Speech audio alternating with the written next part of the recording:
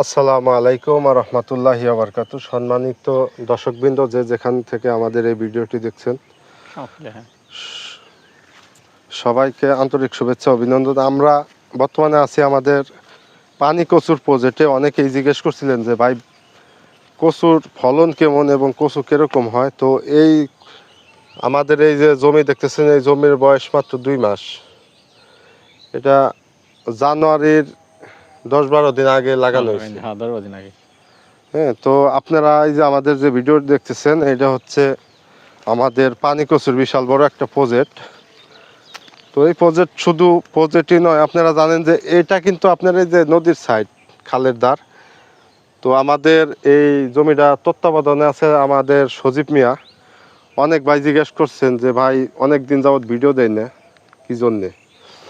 তো ওই ভাইদেরকে বলি, আমরা আসলে আপনাদেরকে সবসময় শিক্ষণীয় ভিডিও দিই। আপনাদেরকে সবসময় আমরা চেষ্টা করি শিক্ষণীয় ভিডিও দেওয়ার জন্য, যে আমাদের এই চাষাবাদ দেখে আপনারা যাতে উদ্বুদ্ধ হয়ে কোনো কিছু নতুনভাবে প্রজেক্ট করতে পারেন, কিছু শুরু করতে পারেন, এই জন্য আর কি।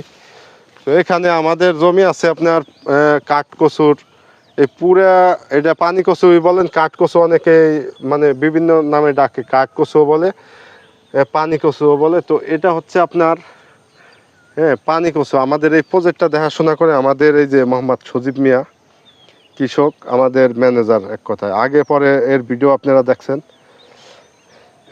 এই সজীব ভাই আমাদের যে আমাদের যে সজীব ভাই আছে, আমাদের ম্যানেজার সাহেব, এই প্রজেক্ট প্রায় আপনার 10 বিঘের একটা প্রজেক্ট দেখাশোনা করে, পরিচর্যা করে।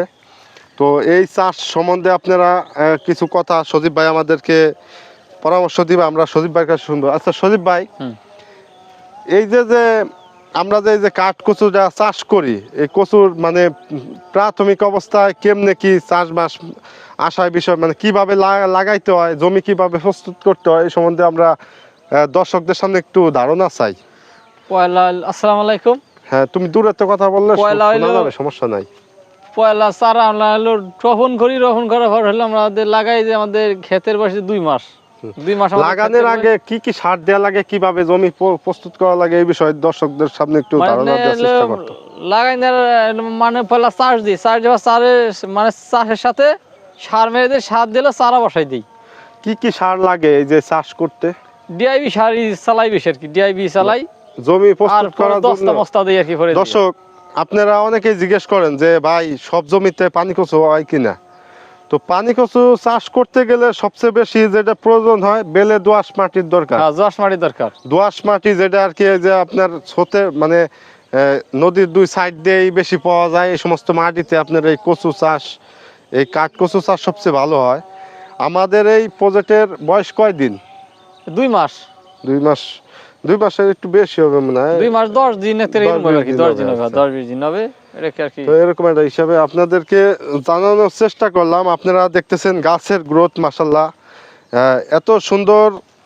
মানে এটা যদি আপনাদেরকে না, মানে আপনারা আইসা দেখলে আপনারা বুঝতে পারবেন যে এই প্রজেক্টটা আমাদের কত সুন্দর একটা প্রজেক্ট।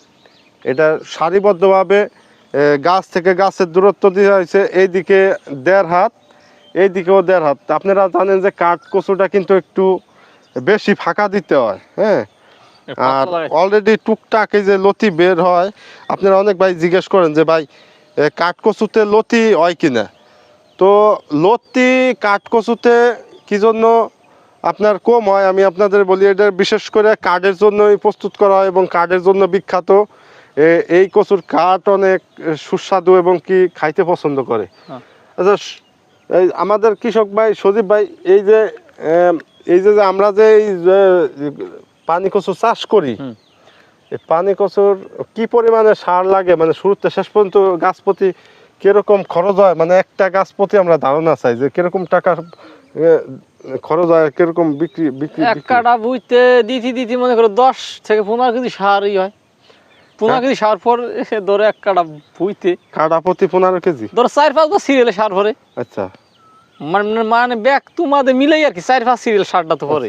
7 এক সিরিয়াল দিয়ে 1 বিঘা জমিতে আনুমানিক দর্শকদের একটু ধারণা দিতে চাই, 1 বিঘা জমিতে কত খরচ আছে আর কত টাকা বিক্রি হয় 1 বিঘা জমিতে চাষবাস করতে পারলে? 1 বিঘা জমিতে 50,000 টাকা খরচ হবে, আচ্ছা 50,000 খরচ হবে।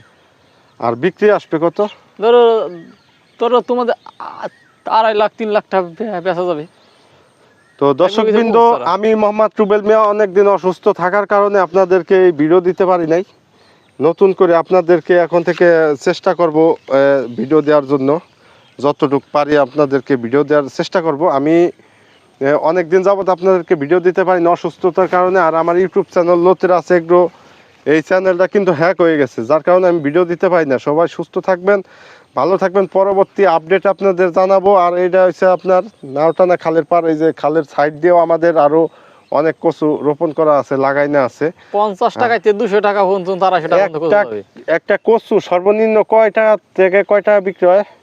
তোমাদের 50 টাকায় 250 টাকা পর্যন্ত একটা কচু বেচা কিনি হয়।